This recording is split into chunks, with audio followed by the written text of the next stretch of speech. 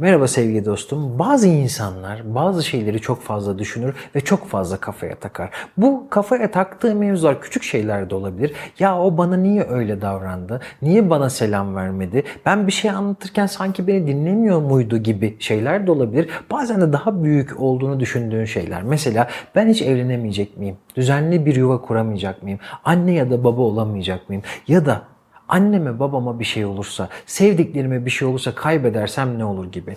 Dediğim gibi küçük ya da büyük olabilir. Bu tür düşünceler zihninde seni öyle bir noktaya getirir ki durmadan bunları düşünür hale gelirsin. Yatağa girdiğin anda uyumak senin için büyük bir mucize olur. 2 saat, 3 saat bu konuyu düşünürsün. Yemek yersin, kafanda bu konu olduğu için, durmadan düşündüğün için yediğin içtiğinden tad alamazsın. Arkadaşlarınla, dostlarınla buluşursun. Kafa yine bu taraftadır ve o an orada olmaktan keyif alamazsın.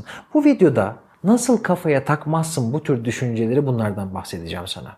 Genelde kafaya taktığımız düşünceler konusunda 3 tane tavır sergileriz. Birinci tavır şu: o konuyu düşünmemeye çalışırız. Olabildiğince itmeye, onunla savaşmaya çalışırız ve böyle bir durumda olay şuna dönüşür: pembe fili düşünme olayına. Yani bir pembe fil düşünmemeye çalıştıkça o pembe fil ısrarla zihnine girmeye çalışır. Ne yapıyorsun böyle olunca? Bir düşünceyle savaşınca kaybeden her zaman sen oluyorsun. Çünkü düşüncelerle savaşılmaz. Sen onunla savaşmaya çalıştıkça o senin üzerine gelecektir ve daha da aslında güçlenecektir. İkinci şey kendine çekme. O düşünceyi çağırırsın yanına ve durmadan düşünürsün. Zannedersin ki o konuyu çok düşününce çözebilecekmişsin gibi. Aslında bu da o konuyu çözemediğin gibi senin kafana takma mevzusunu iyice abartmana neden olur. Bir diğer şey ise bastırma. Günlük hayatta kafana takma potansiyeli olan olayları, durumları, düşünceleri tamamen aslında halının altına süpürmek. Sen zannedersin ki o düşüncelerden kurtuldum. Ama böyle bir şey mümkün değil. O düşüncelerden kurtulmak çok mümkün olan bir durum değil. Ne oluyor? Sen halının altına süpürüyorsun ya, o başka bir yerden patlak veriyor. Ne yapıyorsun? Bambaşka bir yerde kaygılı birisi olmaya başlıyorsun. Gergin birisi olmaya başlıyorsun. Öfkeli birisi olmaya başlıyorsun. Düşüncelerinle savaşırsan her zaman onlar kazanacaktır. Düşüncelerini hayatına davet eder ve kontrolü onun ele geçirmesine izin verirsen sana bir yaşam alanı kalmayacaktır. Düşüncelerini yok sayarsan bir şekilde o senin hayatını arka plandan etkilemeye devam edecektir. Ne yapacaksın o zaman? Düşüncelerini ne hayatından çıkartacaksın, onunla savaşmaya girişeceksin, ne tamamen senin hayatına girmesine izin vereceksin ne de yok sayacaksın. Onunla arana bir mesafe koyacaksın. Diyelim ki bir korkun, bir sıkıntın, bir derdin, kafana taktığın bir düşünce var. Onu hayattan atmaya çalışmayacaksın. İlk bu mevzu gündeme geldiği zaman onu çözmeye uğraşacaksın, düşüneceksin ve o anda yapabildiğini yap. Sonrasında eğer ki hallolmuyorsa bu mevzu, o senin yanında bir yerde duracak. Ve sen ne yapacaksın? O hallolmuyor diye kendini ona vakfetmek yerine hayatında yapman gereken şeylere odaklanacaksın. Arkadaşlarınla vakit geçirmeye, ailenle vakit geçirmeye, kendine zaman ayırmaya. Diyeceksin belki tam bu noktada, ama kafamı veremiyorum. Verdiğin kadar uğraş. Kendini verebildiğin kadar bu konularla ilgilen. %100 veremeyeceksin, bunu biliyorum. %50 versen bile kar. Ne olacak biliyor musun bir süre sonra? Sen başka mevzulara odaklandığın zaman o arana mesafe koyduğun düşünce var ya, gitgide sönmeye başlayacak yavaş yavaş. Çünkü insan hayatı boyunca bir şey kafasına takar, sonra o mevzu gider başka mevzu gelir. O mevzu gider başka mevzu gider ve genelde korktuğumuz şeylerin çok büyük bir kısmı olmaz.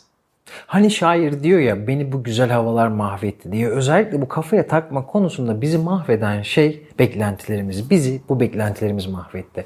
Şimdi düşünsene, evlenmeyi istiyorsun. Ya da çocuk sahibi olmayı istiyorsun. Anne ya da baba olmayı istiyorsun. İşe girmeyi istiyorsun. Ve bu konuda ne yapabilirsin? Yapacağın şeyler varsa eğer bunları yapıyorsun. Düşün ki bu haber bir kapıdan gelecek ve o kapının başında durmadan bekliyorsun. Her gün o konuyu kontrol ediyorsun. Evlenecek miyim, evlenmeyecek miyim? Bugün de evlenemedim, bugün de iş bulamadım. Bu öyle bir hale geliyor ki aslında bu beklenti, o kapıdan haber gelme beklentisi seni o anki hayatını yaşama konusunda ciddi sıkıntılar çıkartıyor. Ne yapıyorsun? Eğer bu kapıdan ayrılırsam sanki kaçıracakmışım gibi. Durmadan bu konuyu düşünüyorsun, durmadan bu konuya odaklanıyorsun. Hayatında başka hiçbir şeye yer kalmıyor. Ben şöyle diyorum: eğer ki gelecekten haber gelseydi ve sana deseydi ki sen hiç evlenemeyeceksin, sen hiç işe giremeyeceksin, sen hiç şunu yapamayacaksın diye. Hayatın çok mu kötü geçerdi? Bunu sorduğum insanlar genelde ilk başta çok kötü diyorlar. Ama sonrasında yavaş yavaş bu konuya adapte olunca ya diyor eğer ki ben evlenemeyeceksem hayatımı yaşamaya devam ederdim. Başka kendime keyif veren şeyler bulurdum. Düşün ki eğer ki bu konudaki beklentini kaldırırsan zaten hayatını yaşamaya odaklanacaksın. Sen hayatını yaşamaya odaklan. O şey gelirse zaten seni gelecektir, bulacaktır. O yüzden bu konuda kapıda beklemeden hayatını yaşamaya devam etmelisin. Düşünüyorsun, çok fazla düşünüyorsun, durmadan düşünüyorsun. Zannediyorsun ki bir konuyu çok fazla düşünürsem o konu çözüme kavuşacak. Halbuki düşüncelerinin %99'u çöptür. Düşünsene yarın olacak bir şey var ya da yarın seni bulacak kötü bir olay var. Ve sen bir gün öncesinden, bir hafta öncesinden, bir ay öncesinden kaygılanmaya başlıyorsun. Zaten o kötü şey olacaksa olacaktır. Bir de öncesinden kaygılandığın zaman hem yarın bir gün kaygılandığın şey olacak. Onun için kötü hissedeceksin. Hem de var olan şu günün, şu anın kötü geçecek. Bunun arkasında şöyle bir ön kabul var bence. İnsanlar şöyle düşünüyor. Yeterince düşünürsem o mevzu hallolacak. Ama böyle bir durum yok. İlk başta bu şeyi değiştirmemiz lazım. Mesela eskiden sunum konusu benim için kaygılı bir mevzuydu. Bir ay öncesinden kaygılanmaya başlıyordum. Diyorum ki kendi kendime ben bu konuyu yeterince sorgulamalıyım, düşünmeliyim. Ne olacak, ne anlatacağım, ya şöyle olursa ya böyle olursa. Ve fark ettim ki ben bir konuyu öncesinde çok fazla düşününce kendi kendimi geriyorum, kendi kendimi kaygılandırıyorum. Şu anda böyle bir düşünce geldiği zaman kendime şöyle bir telkin veriyorum. Diyorum ki Beyhan zamanı gelince zaten bu konuda yapacaksın. Elinden geleni yaptın mı Beyhan? Yaptım. Bu konuda daha önce bir tecrüben var mı Beyhan? Var. Peki şu anda düşünmem bir işe yarayacak mı? Hayır. O zaman diyorum ki hemen bu düşünceyi kafamdan atamıyorum ama neyle uğraşıyorsam ona odaklanmaya çalışıyorum. Artık bu konuda kendimi disipline ettim ve düşünceler son dakikaya kadar gelmiyor. Zaten o mevzu olunca iyi ya da kötü kendinden oluyor zaten. Eğer ki kafana taktığın şeyler insanlarla ilgiliyse genelde orada sona ermemiş bir duygu vardır. Diyelim ki birisi sana kötü bir şey söyledi. Birisiyle ilgili yarım kalan bir çatışman var. Böyle şeyler kafaya çok fazla takılır. Bana niye böyle davrandı? Bana niye böyle dedi? Ya da niye böyle bir surat yaptı? Çünkü burada ifade edilmemiş duygu yarım kalıyor. Yarım kalan şeylere zihnimiz her zaman tekrarlama eğilimindedir. Çünkü yarım kalmaya, belirsizliğe tahammülü yok zihnimizin. Ne yapacak? Durmadan kendi kafanda senaryolar yazmaya başlayacaksın. Şöyle deseydim, şöyle yapsaydım. Bunun tek çözümü aslında makul bir şekilde o yarım kalan hissi muhatabı olan insanla konuşmak. Sen bana niye böyle dedin ya da sen böyle dedin ben böyle hissettim. Bir sonuca varmasına gerek yok.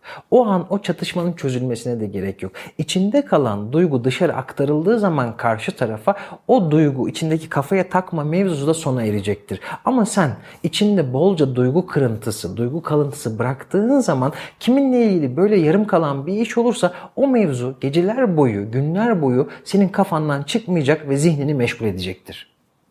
Bazen de gelecekte seni beklediğini düşündüğün olumsuz şeylere çok fazla üzülürsün ve bunları kafaya takarsın. Ya işimden atılırsam, ya sevgilimden ayrılırsam, ya da ailemden sevdiğim birisini kaybedersem. Böyle durumlarda aslında ben şöyle düşünüyorum. Yıllardır danışanlarda hep karşılaştığım senaryo şu. Asıl korkunun arkasında başka bir korku vardır. Ben şöyle derim. Diyelim ki bu en çok korktuğun şey başına gelirse ne olur? Diyelim ki ailenden anneni ya da babanı kaybedersen ne olur? Genelde ilk cevap şu olur. Mahvoldum, biterim. Hayat benim için biter. Tamam bu o anki duygusal şey. Sonrasında hayat senin için nasıl devam eder? Ben yalnız kalırım. Tamam yalnız kaldın. Yalnız kaldıktan sonra ne olur? Hayatta baş edemem, zorlanırım. Ne yapıyor aslında? Annesini babasını kaybetmekten korkan insan hayatla aslında tek başına mücadele etme konusunda yetersiz olduğundan korkuyor. Ya da şöyle düşünelim, başka bir örnek vereyim. Adam işinden atılmaktan korkuyor. Dedim diyelim ki işinden atılırsan ne olur? Maddi anlamda aç mı kalırsın? Yok bir birikimim var, aç kalmam. Peki ne olur? İşte o zaman beni eşim terk eder. Niye? Çünkü eşim bu konuda çok dikkatlidir. Ben çalışmazsam bana bu konuda destek olacağını zannetmiyorum. Aslında kişinin işten çıkma korkusu, eşinin onu terk etme korkusu. Sen de eğer böyle bir korkun varsa bu tarzı, bu sorgulamayı kullanabilirsin. Öyle olursa ne olur?